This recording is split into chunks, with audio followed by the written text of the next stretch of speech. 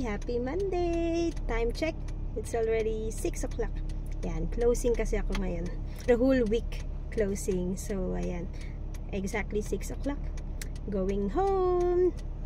Tara, samahan niyo ako pa uwi. Okay, all good. Reverse.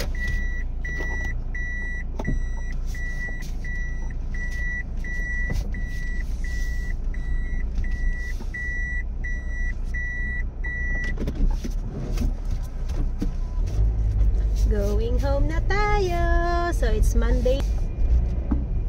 So tingnan natin kung ilang minutes tayo magdadrive pa uwi. Sana wala masyadong traffic. So ito yung route ko naman. Kasi kadalasan na pinapakita ko sa inyong route yung papunta dito. Now this time yung pauwi naman. Para makabisado nyo na rin yung mga dinadaanan kong road. Okay, so here, ayan, sa kabilang side yung Coca-Cola. Ayan, dyan tayo sa Coca-Cola eh. Oh my goodness. Yeah.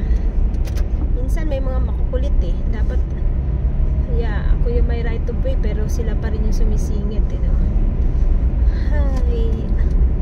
May mga matitigas ang ulo. Ayan, pag orange na, you have to stop. Hindi katulad sa Pinas dito, na kapag orange na, hinahabol pa. So, kailangan nating sumunod. Pag orange na, ready to stop. Hindi katulad sa Pinas, pag orange na, papaspasan pa. Yun, nagkakakos ng accident. So dito, kailangan nating sumunod, lalo na hindi pa tayo resident. Soon, magpa-file na tayo for residency. Actually, nagpe-prepare na rin ako for PTE exam. Nag-book na ako last time. And schedule ko is September, first week. Hopefully, maging okay ang lahat.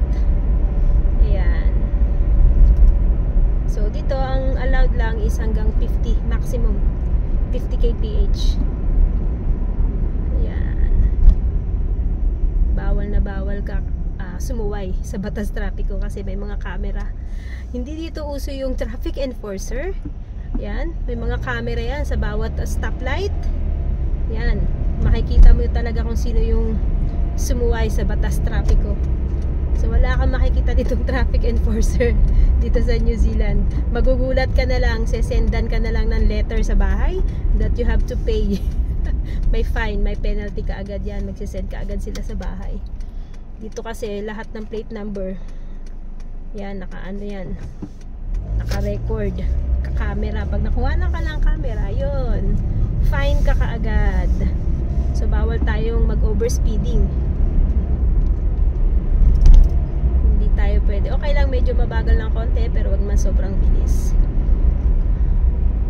At saka demerit ang tawag doon pag nagkaroon ka ng case na ganun, natikitan ka or penalty ka, maaaring mag-cause ng demerit sa'yo, lalo na pag nag-apply ka ng residency. Walang traffic. Yan ang maganda kapag closing. Walang kaagaw sa sasakyan, o di ba? Ang ganda. Wala akong katabi sa kalsada, solong-solo ko. Yan, dito na ako sa parkingan namin. Nandiyan na pala yung asawa ko. Nauna siya sa akin. So, atras na tayo ngayon. Binibigyan niya talaga ako ng space kasi alam niya dapat nakatago yung sasakyan ko. Para daw, yan, binibigyan niya ako ng space. Ako talaga yung supposed to be magpa-parking dito sa bandang dulo. Tapos, yan, siya yung pupwesto mamaya dito sa unahan. Yan, okay. Tapos lilipat naman na siya dyan mamaya sa unahan ng sasakyan ko. Ayan, time check 6:05. 5 minutes din kasi natagalan tayo sa may parking area. Okay, so ayun yung kotse ng asawa ko, lilipat niya dito yan mamaya. So that's all for now. Bye.